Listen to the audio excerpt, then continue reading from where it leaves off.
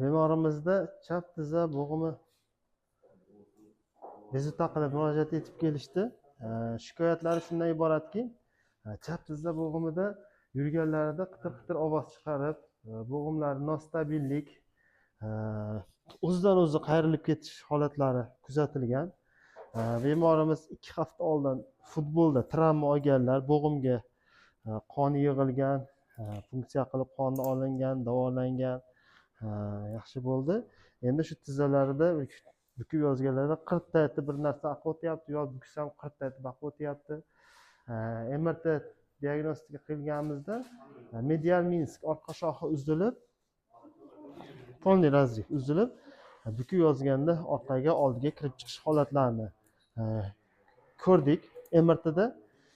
Endi shuni ko'z bilan ko'rish uchun diagnostik artroskopiya qilib, xalaqit qilayotgan shu minskni tikishni iloji bo'lsa tikib chiqamiz, bo'lmasa minskektomiya qilib chiqamiz.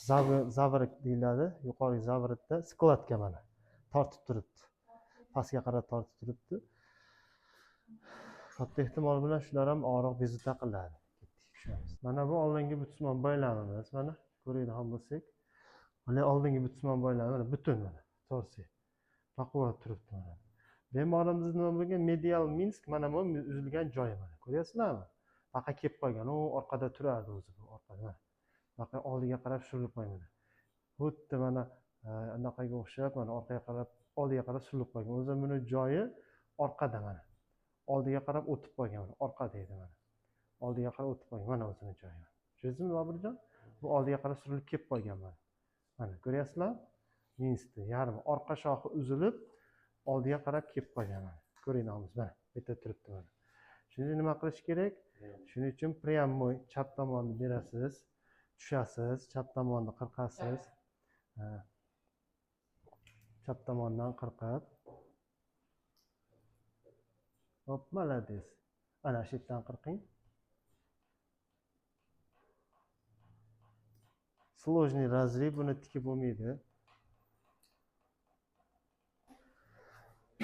Bugungi kunga rejalashtirilgan amaliyotimizni mana yakunlab oldik.